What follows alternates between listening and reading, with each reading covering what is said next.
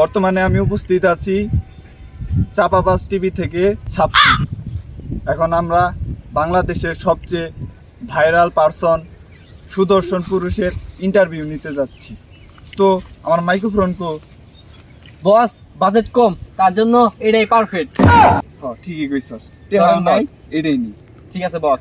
বস তাহলে এখন আমরা সুদর্শন পুরুষের ইন্টারভিউ নিতে যাচ্ছি। ক্যামেরা বাই করো। বস এখন নিতে যাচ্ছে সুদর্শন পুরুষের ইন্টারভিউ। যার নিচে নাই কিছু, তার নাম দিছে সুদর্শন পুরুষ। মিললো না তো? অপমান হইছে। হ্যাঁ ঠিক, চলেন বস। ঠিক আছে। দাদু আমার চুল ঠিক করে দাও তো। আমার চশমা কই দাদু? চশমা। এখন আমরা উপস্থিত হয়েছি বাংলাদেশের বিশিষ্ট সবচেয়ে ভাইরাল পারসন সুদর্শন পুরুষের কাছে। প্রথমেই তার কাছ থেকে ইন্টারভিউটা নেব। দর্শক বিন্দুরা আপনারা উপস্থিত থাকেন চাপাবাজ টিভিতে। এখন সুদর্শন পুরুষের কাছ থেকে আমরা প্রথম ইন্টারভিউ নেব। আপনার সাথে কিছু কথা বলতে পারি? হ্যাঁ বলেন। আপনাকে কিছুটা প্রশ্ন করবো, সেগুলো উত্তর দিতে হবে। হ্যাঁ বলেন। হ্যাঁ ঠিক আছে। আমরা শুনতে পেলাম যে চাপাবাজ টিভিতেও শুনতে পেয়েছি যে আপনারা চাপাবাজ টিভিতে শুনতে পেয়েছি যে আপনি বাংলাদেশের সুদর্শন পুরুষ হয়ে নির্বাচিত হয়েছেন। হ্যাঁ বলেন। এই অ্যাওয়ার্ডটা আপনি কোথা থেকে পেয়েছেন? আমাদের এই যে সমাজে যে দুর্গন্ধটা ছেড়েছি, তার কারণে আমি পুরস্কারটা পেয়েছি।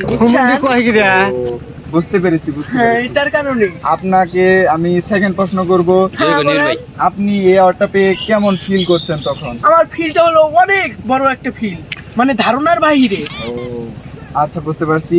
আপনি এই দুর্গন্ধ যে সমাজে ছড়িয়েছেন, এ থেকে কি সমাজ ভালো কিছু শিখেছে নাকি খারাপ কিছু শিখেছে? আমার জানা মতে আমার স্বার্থের ভাবে ভালো কিছু শিখেছে।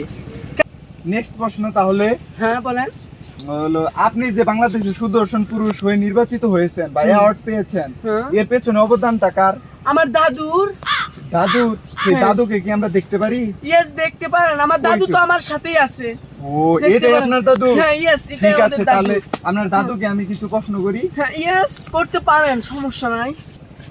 এখন আপনার নাতির কাছ থেকে কিছু প্রশ্ন শুনলাম। এখন আপনি যে তার দাদু হন, এর অনুভূতি কেমন যে বাংলাদেশের সুদর্শন পুরুষের দাদু আপনি? তাহলে আপনার অনুভূতিটা কেমন?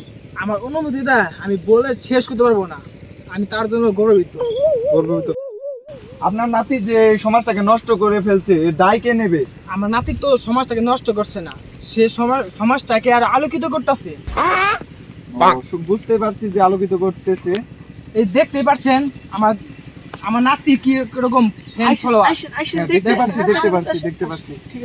এই যে এত ফ্যান ফলোয়ার আপনার নাতি, এতে আপনার ফিল কিরকম? আমার ফিল একটা বলে শেষ করতে পারবো না। ফিলটা কিভাবে যে বলবো, আমি একটা গর্ববোধ করতেছি। গর্ববোধী?